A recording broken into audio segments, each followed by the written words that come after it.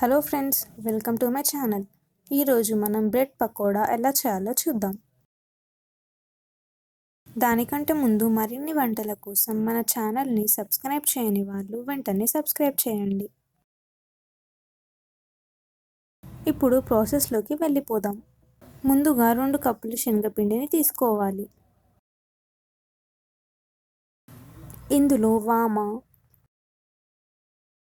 జీలకర్ర, పసుపు,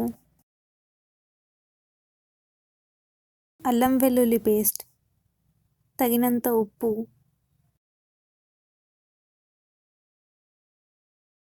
కారం,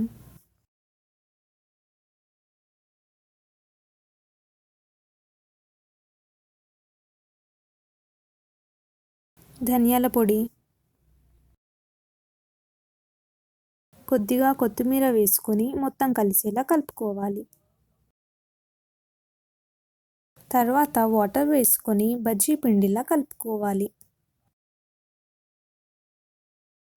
ఈ విధంగా ఈ కన్సిస్టెన్సీలో ఉండాలి.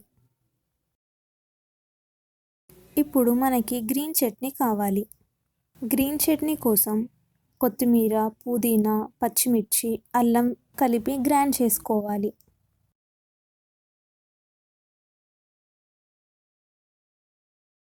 అలాగే టమాటో సాస్ కావాలి. ముందుగా మనకి కావాల్సిన బ్రెడ్ స్లైసెస్ని తీసుకోవాలి. తర్వాత ఒక్కో బ్రెడ్ స్లైస్ మీద టమాటో సాస్ పెట్టుకొని ఈ విధంగా స్ప్రెడ్ చేసుకోవాలి. తర్వాత గ్రీన్ చట్నీ పెట్టుకొని స్ప్రెడ్ చేసుకోవాలి.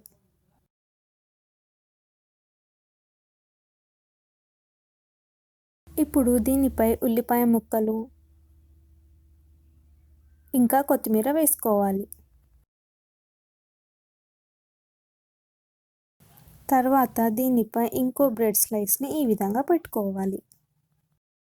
ఇదే విధంగా మీకు కావాల్సినన్ని చేసుకొని సైడ్కి పెట్టుకోవాలి.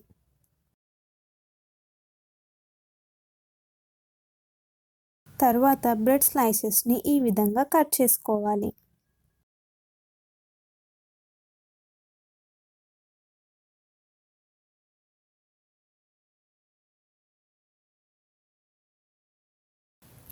ఇప్పుడు స్టవ్ పై ఒక బాండి పెట్టుకోవాలి. అందులో ఆయిల్ వేసుకోవాలి. ఆయిల్ వేడైన తర్వాత ఒక్కో బ్రెడ్ స్లైస్ని పిండిలో ఈ విధంగా వేసుకొని తర్వాత ఆయిల్లో వేసుకోవాలి.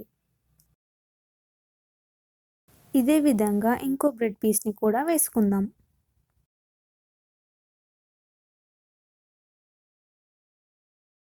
వీటిని 2 వైపులా గోల్డెన్ కలర్ వచ్చేంత వరకు వేయించుకోవాలి.